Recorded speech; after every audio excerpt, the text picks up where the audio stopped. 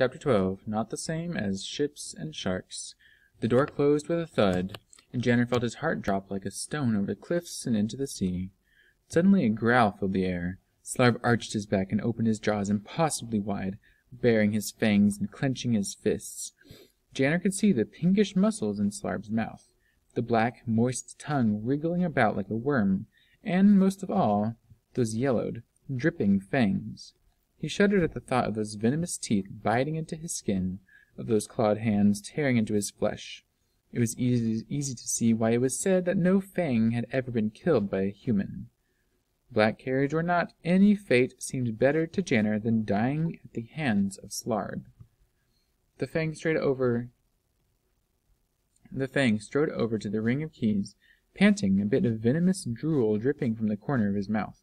He ripped the ring from the wall, strode to the cell door, and jammed a key into the lock, infuriated when the first key didn't work.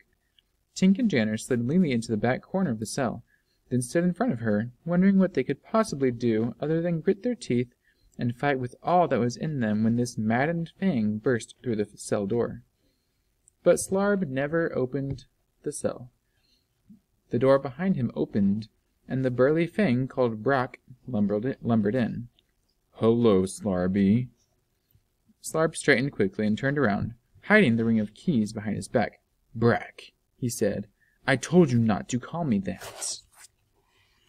"So, do we get to deport 'em, eh?" Brack said with a hint of glee. "I love watching 'em wriggle when we put 'em in the carriage, don't you, Slarby?" Slarb was straining to speak in a level voice. "Yes, deporting them all."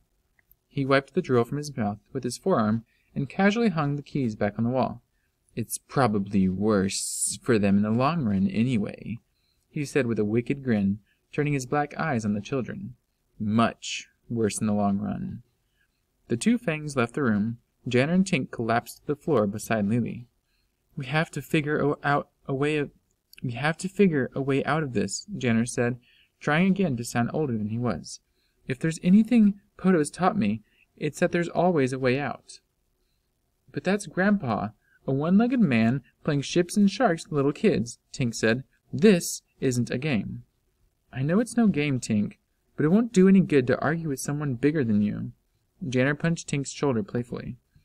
Deep down, Janner didn't have the slightest idea how they would get out of this mess, and he feared that they wouldn't. But as the oldest, he felt the need to keep up their spirits. From what he'd heard, much bigger and braver people had been forced into the black carriage, so why shouldn't they? Those bigger and braver people were never seen again, so why should they? All he knew was that it was better to be in a fang jail cell with a little bit of hope than without it. Lily fell asleep with her head on Tink's lap, and before long Tink drifted off too. Janner paced the cell for hours, wondering what Poto and Nia were doing.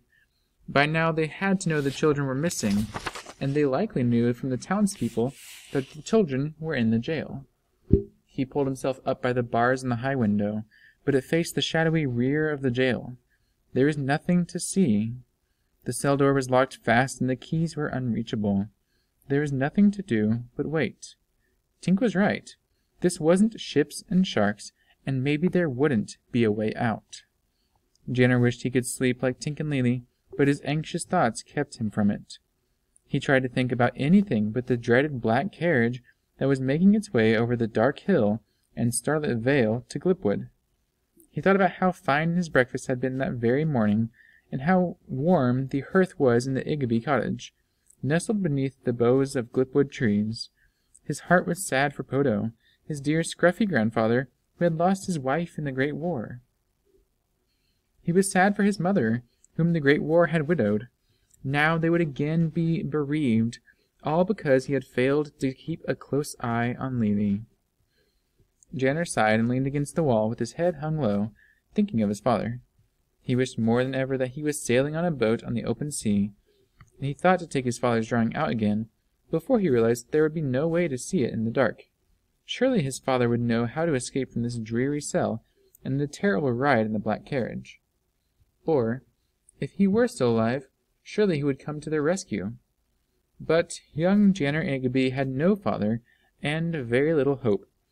there with his brother and sister in that bare, awful cell. Lily lifted her head and looked up at the window. "Did you hear that?" she said. Tink woke up from a start and said, "Pass the gravy." "I think it's Nugget," she said. "Nugget, is that you, boy?" 3 pairs of eyes turned up to the window. The children listened. They heard a whine and a worried sound somewhere between a bark and a howl. Janner felt happy, though he didn't know why. There wasn't much a dog could do for them in their predicament, but knowing that Nugget had come back made hoping easier. Then they heard Fang voices arguing in the outer room of the jail. One of the voices, maybe Slarb, was cut short by a thud and a crash. Commander Norm growled something about obeying orders, then footsteps clunked toward the door. The door creaked open to reveal Norm's chubby silhouette. Janner could see Slarb sprawled on the floor behind him. For the second time that day, because of the Iggy children, Slarb's head had found itself in the path of a blunt object. Norm took the keys off the wall and unlocked the cell door. You're most fortunate, children," he gurgled. "Someone thinks you're worth a few shinies." He wiggled his pudgy fingers at them.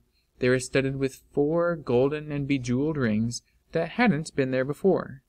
Glittering bracelets covered his forearm, and a gold medallion on a silver chain hung around his neck. The jewelry looked out of place on such an ugly creature. Norm swung open the door and waved out the children. "So we can go?" Janner asked timidly. "Yes, out of my sight," he said impatiently. Norm admired his new jewelry while the children eased by. But as Janner passed him, the Fang snatched him by the face and jerked him close. The Fang's baggy face filled Janner's vision. He saw his terrified reflection in the black bottomless pools of the Fang's hateful eyes, felt his claws digging into his cheeks. "Touch one of my soldiers again, and 1,000 chests of gold won't save you or your family," Norm said in a low, menacing voice. He thrust Janner away so violently that he fell to the floor. Tink helped him up, not daring to look at the Fang or to breathe a word. The boys helped Lily past the soldiers, past Slarb, who by now had picked himself up off the floor and was seething with anger as he watched the children leave unscathed. In the faint lamplight in the middle of the street stood their mother, Nia, whose face was as pale as the moon.